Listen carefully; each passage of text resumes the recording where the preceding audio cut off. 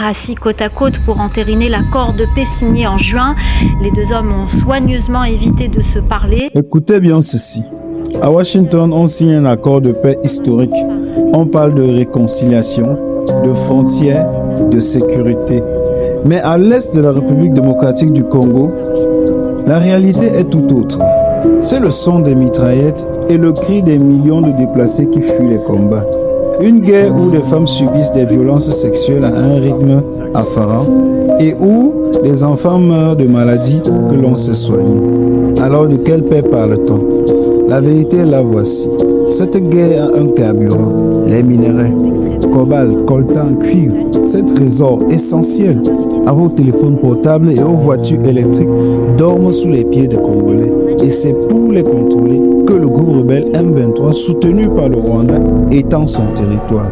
La cible des mines, comme celle de Rubaya, qui a elle seule pourrait fournir 15% du coltan mondial. Une fois contrôlés, les minerais sont pillés, passent la frontière et sont blanchis au Rwanda, qui les revend comme siens. Les experts de l'ONU sont formels sur la question. Le Rwanda exporte 2 fois plus de tantale qu'il n'en produit. C'est un pillage systématique qui finance la guerre. Et c'est là que le grand jeu géopolitique entre en scène. Les États-Unis, médiateurs de l'accord, ont un intérêt stratégique clair. Sécuriser l'accès de ces minerais critiques pour contrer la domination chinoise. La guerre est lancée. L'accord qu'ils ont fabriqué inclut un cadre d'intégration économique régionale. C'est une mascarade.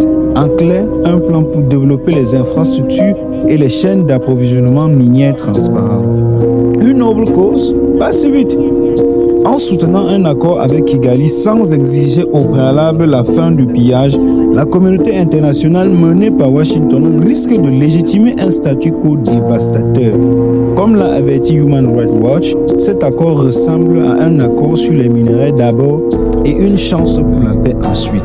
La mascarade est donc double. On présente à la une des journaux une poignée de main pour la paix. Dans l'ombre, on entérine un système qui permet à un pays voisin de piller impunément les ressources d'un autre, pendant que des puissances lointaines se positionnent pour en profiter. La conclusion est amère. Cet accord ne sert pas la paix des Congolais, il sert la paix des marchés.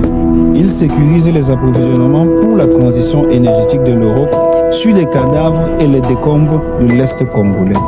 C'est la paix des prédateurs et le monde depuis Washington applaudit.